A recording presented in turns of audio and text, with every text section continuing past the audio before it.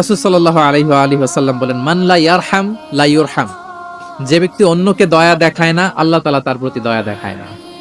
এর ভালো আচরণ করা, গুড বিহেভিয়ার করা, এটা ছোটখাটো কোনো বিষয় নয়, এটা অনেক গুরুত্বপূর্ণ একটা বিষয়। কিন্তু আমরা অনেক সময় এটার গুরুত্বটা বুঝতে পারি না, এটাকে ছোট করে দেখি। তর্ক করার সময় নিজের সঠিক, সে হকের উপর আছে, এটা জেনেও সে তর্ক করে না। তর্ককে, আর্গুমেন্টকে, ডিবেটকে স্যাক্রিফাইস করে যে না, আমি ঝগড়ায় যাব না, যদিও সেই সঠিক। এরকম স্যাক্রিফাইস যে করে, জান্নাতের আঙিনায় তাকে আমি একটা ঘরের সুসংবাদ দেই। আল্লাহ রাসূল সাল্লাল্লাহু আলাইহি সাল্লাম তিনি ইরশাদ করেছেন, দুটি জিনিস মানুষকে সবচাইতে বেশি আল্লাহর জান্নাতে প্রবেশ করাবে। একটি হচ্ছে তাকওয়াল্লাহ, আল্লাহর ভয়, আরেকটি হচ্ছে হুসনুল খুলুক, সুন্দর আচরণ। আল্লাহ রাসূল সাল্লাল্লাহু আলাইহি সাল্লাম তিনি ইরশাদ করেছেন, দুটি জিনিস মানুষকে সবচাইতে বেশি আল্লাহর জান্নাতে প্রবেশ করাবে। একটি হচ্ছে তাকওয়াল্লাহ, আল্লাহর ভয়, আরেকটি হচ্ছে হুসনুল খুলুক, সুন্দর আচরণ। রিপিট, আমি আবারও বলছি, দুটি জিনিস মানুষকে সবচাইতে বেশি আল্লাহর জান্নাতে প্রবেশ করায়। একটি হচ্ছে আল্লাহর ভয়, তাকওয়াল্লাহ, আরেকটি হচ্ছে সুন্দর আচরণ, হুসনুল খুলুক।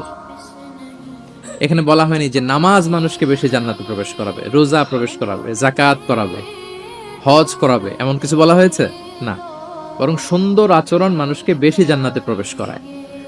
আমরা অনেক সময় ইসলামের এই এসেন্সটা ধরতে পারি না। দেখবেন যে খুব নামাজি কিন্তু খিটখিটে মেজাজের লোক, খুব নামাজি স্ত্রীর সাথে খারাপ আচরণ করে, খুব আল্লাহওয়ালা প্রতিবেশীর সাথে ঝগড়াঝাটি, খুব নামাজি মানুষ কলিগের সাথে সম্পর্ক ভালো নাই।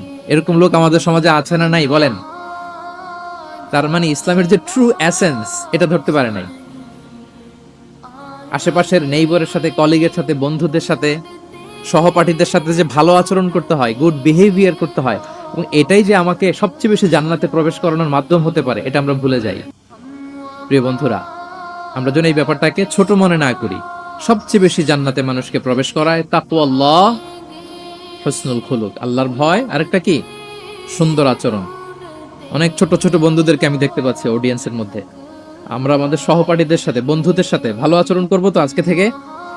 হ্যাঁ, সাউন্ড খুব অল্প হয়েছে, আমি শুনি নাই, আরো জোরে করবো কিনা?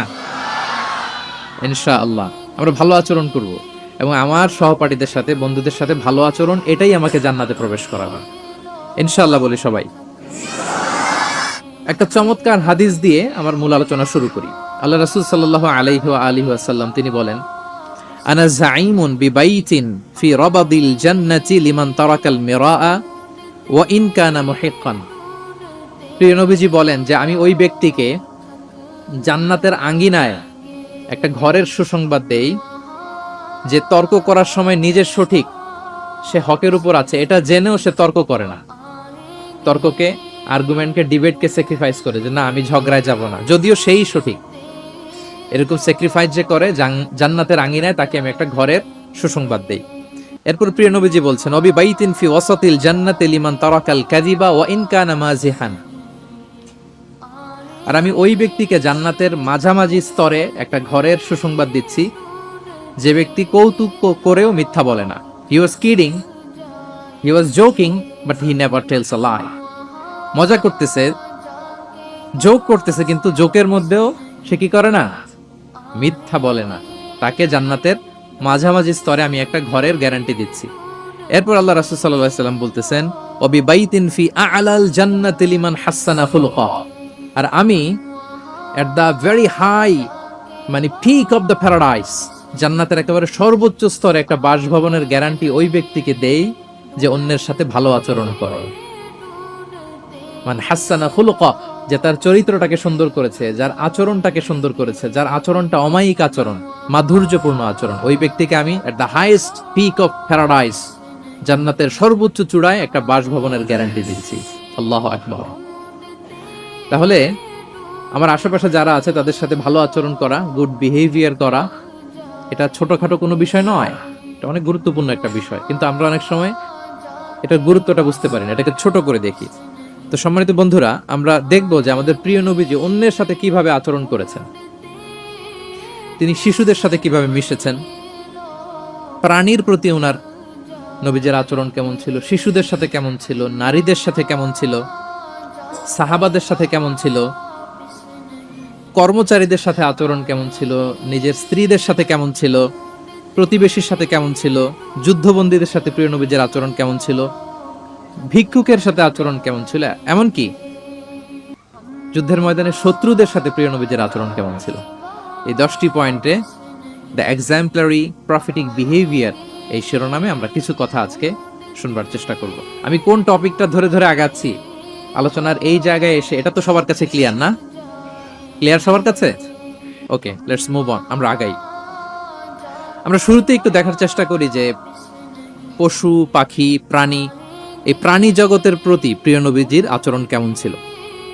প্রিয় নবী যে প্রাণীদের প্রতি খুব দয়াদ্র ছিলেন, তার বায়োগ্রাফিতে, জীবনীতে এরকম অসংখ্য নজির পাওয়া যায়। কারণ আল্লাহ তাআলা তাকে রাহমাতাল লিল আলামিন, ওমা আরসালনাকা ইল্লা রাহমাতাল লিল আলামিন, I've sent you as a mercy for the entire universe। আল্লাহ বলছেন আমি গোটা বিশ্বের জন্য, সবার জন্য আপনাকে ব্লেসিংস এন্ড মার্সি করে প্রেরণ করেছি। He was a mercy for all, সবার জন্য তিনি রহমত হয়ে এসেছিলেন। মানুষের জন্য যেমনি রহমত ম্যানকাইন্ড, জিনদের জন্য তিনি রহমত জিনকাইন্ডের জন্য, ইভেন অ্যানিমালস প্রাণীকুলের জন্য তিনি রহমত হয়ে পৃথিবীতে এসেছেন। মানুষের প্রতি তিনি যেমনি দয়া দেখিয়েছেন, প্রাণীদের প্রতিও দয়া দেখিয়েছেন। ছোট্ট একটা হাদিস দিয়ে শুরু করি। আমরা রাসূল সাল্লাল্লাহু আলাইহি ওয়াসাল্লামের এই এক্সাম্পলারি প্রফেটিক বিহেভিয়ার, এটা থ্রু দ্য লেন্স অফ সিরা and through the lens of সুন্নাহ, সুন্নাহর পরতে পরতে, রাসূল সাল্লাল্লাহু আলাইহি ওয়াসাল্লামের সিরাতের পরতে পরতে আমরা দেখবার চেষ্টা করব যে তিনি কেমন আচরণ করতেন সবার সাথে। একবার তিনি একটা খেজুর বাগানে প্রবেশ করলেন মদিনাতে। তো প্রবেশ করার পর তিনি দেখতে পেলেন যে দূর থেকে একটা উট কান্না করে করে রাসূল সাল্লাল্লাহু আলাইহি ওয়াসাল্লামের কাছে ছুটে আসছে। একটা উট কান্না করে আসতেছে। রাসূল সাল্লাল্লাহু আলাইহি ওয়াসাল্লামের দেখে অত্যন্ত দয়া হলো, মায়া হলো যে উটটা কেন কান্না করতেছে, এত এত বেশি কেন কান্না করতেছে। আল্লাহ রাসূল সাল্লাল্লাহু আলাইহি ওয়াসাল্লাম তিনি মমতা ভরে ওনার হাত দিয়ে উটের মাথায় আদর করতে আরম্ভ করলেন। প্রিয় নবীজির এই মমতা মাখা হাত বোলানো পেয়ে উটের কান্না বন্ধ হলো, এবং রাসূল সাল্লাল্লাহু আলাইহি ওয়াসাল্লামের কানে কি কি যেন বলল উট, এটা অন্যরা বুঝতে পারছে না। তো এরপর রাসূল সাল্লাল্লাহু আলাইহি ওয়াসাল্লাম খুঁজতে আরম্ভ করলেন যে উটের মালিক কে। একজন আনসারী যুবক সাহাবী আসলো। তখন রাসূল সাল্লাল্লাহু আলাইহি ওয়াসাল্লাম বলল যে তোমার এই উট আমার কাছে তোমার ব্যাপারে নালিশ করেছে যে তুমি একে ক্ষুধার্ত রাখো কিন্তু একে দিয়ে অনেক কাজ করাও। তুমি কি বোবা, এই নিরীহ প্রাণীটার ব্যাপারে আল্লাহকে ভয় করো না? কিয়ামতের দিন এটাই তোমার জাহান্নামের কারণ হয়ে যেতে পারে। খবরদার, এই নিরীহ প্রাণীটার ব্যাপারে তুমি আল্লাহকে ভয় করো। দেখেন, প্রিয় নবীজি উটের মাথায় হাত বুলিয়ে উটের কান্না বন্ধ করেছিলেন এবং উটের মালিককে ওসিয়ত করেছেন যে খবরদার, প্রাণীর প্রতি কখনো এরকম রূঢ় কঠিন আচরণ করা যাবে না, তাদের প্রতি রহম দিল হইতে হবে। এভাবে আপনি সিরাতের পরতে পরতে অনেক ঘটনা পাবেন। আজকের এই সংক্ষিপ্ত পরিসরে এত এত রেফারেন্স হয়তো আমার উল্লেখ করা সম্ভব হবে না, এবং অ্যারাবিক টেক্সটগুলো বলে বলে অর্থ করে শোনানো অনেক সময় লেগে যাবে। আমি শুধু মূল কথাগুলো, বুলেট পয়েন্টসগুলো আপনাদের সাথে শেয়ার করবার চেষ্টা করবো ইনশাআল্লাহ বিইذنিল্লাহ। এই যে প্রাণীর প্রতি দয়া, ইসলামের একটা মূলনীতি হচ্ছে মুমিনের জীবনের প্রতিটি কাজে ইহসানের পরশ থাকতে হবে।